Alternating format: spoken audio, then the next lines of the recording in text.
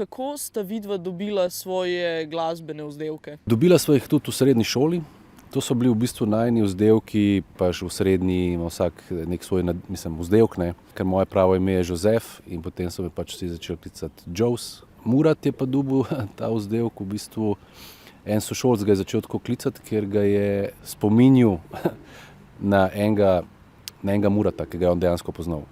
Pa ga je začel tako klicati, kar Muratu ni bilo všeč, ampak s časoma se ga je to prijel in pol se je čisto navadil na to. Tako tudi, ko sem ga jaz spoznal, sem ga spoznal kot Murata.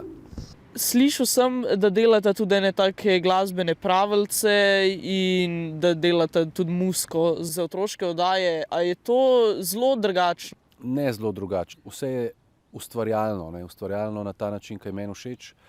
Tudi te ljudske pravljice, ki si omenil, skupaj z Muratom izvajava. Predstava se imenuje Ritmično škatlaste pravljice. In sicer zato, ker Murat zraven z beatboxom spremlja vse skupaj, ima tudi lupara, ne? Vse te pravljice so zelo glasbene, ne?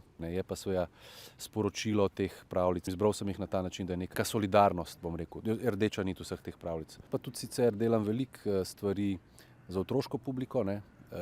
Predstave, lutkovne, potem tudi to, kar si omenil, pesmi za otroške oddaje, razne, tudi pač na RTV.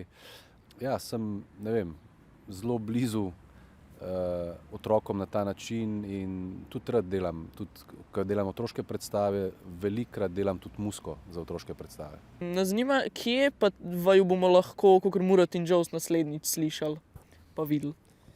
Ja, to tudi mene zanima, tako da v tem trenutku ne bi znal reči, pač zaradi situacije, v kateri smo se znašli. Jaz upam, da takrat, ko bo znano, da bomo uspeli to, ne, javiti čim več ljudem, da pol tudi pridejo. Zelo hvala pač, za tale intervju, ki sva ga imela zdajle, tako da se vidimo.